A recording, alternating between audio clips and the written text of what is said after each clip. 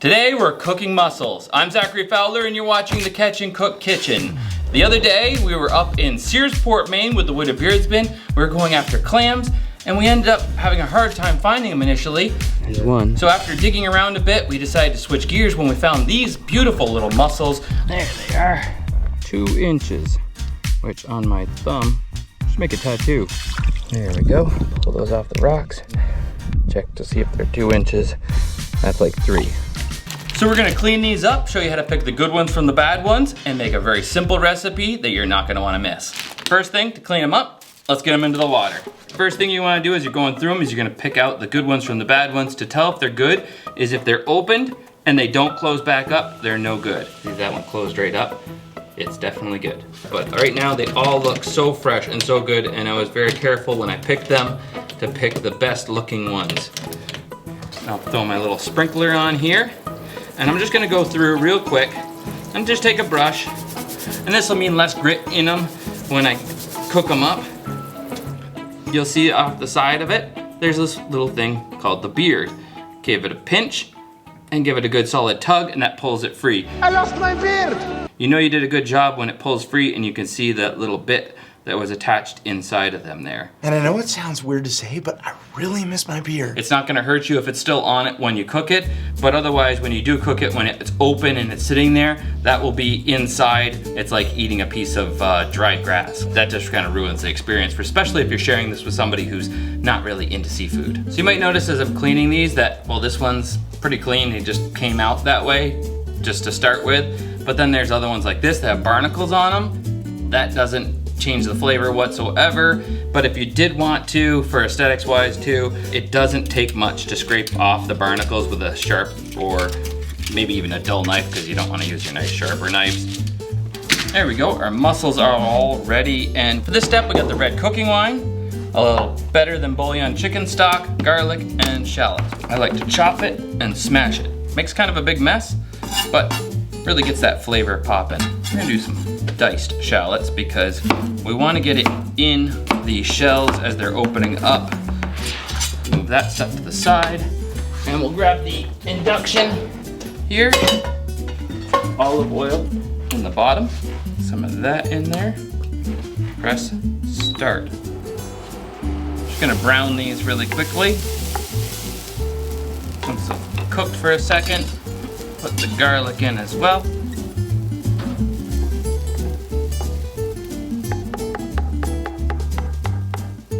Now that those have browned up a little bit, we'll add our cooking wine. Say a tablespoon of this chicken better than bouillon broth paste. About a cup of water.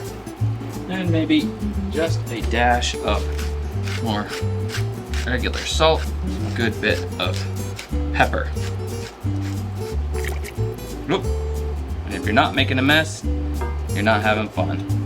I'm gonna put it on max so it doesn't take long from the time I put the mussels in and they don't cool it down too long. And I'm just gonna put them in handful at a time.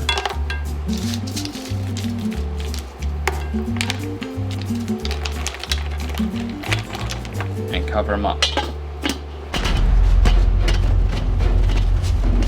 Oh, all right, they're good. They're good. You just have to hold down the lid for a second to make sure they don't escape. No, I'm just kidding. They don't put up much of a fight. It's been about 3 minutes. Our boil is looking good, and I'm just gonna try to turn some of these over into the juices since I put probably too many into the pan. Make sure that all of them are ending up in the juices. It's boiling up and over them a bit, so I'm not too worried. Just need another 3 minutes maybe.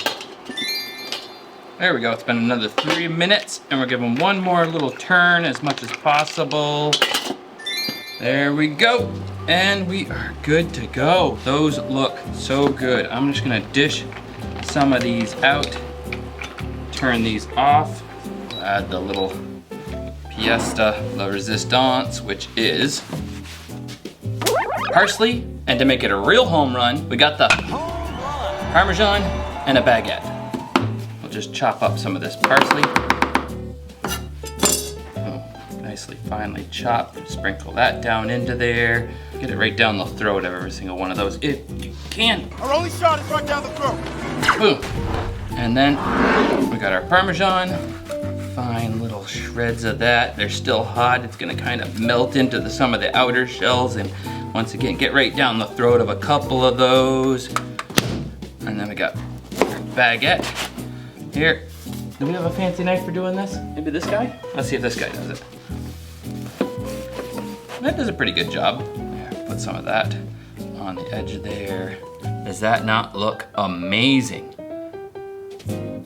Lord, thank you for the food, thank you for the catch, and thank you for the cook. In Jesus' name, amen.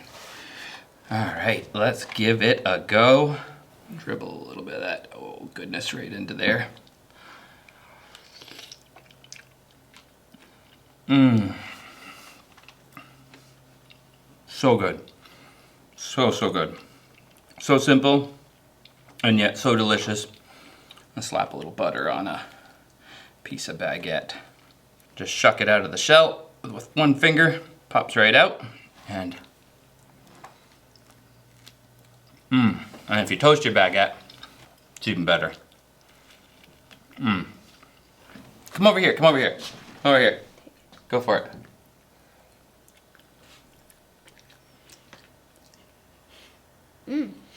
Yeah. Oh. Well, that's about it for us. Another fun catch and cook. If you like more of the catching side of the adventure, check out my main channel, Fowler's Makery of Mischief, right here on YouTube. And we'll see you guys in the next one. Fowler, out.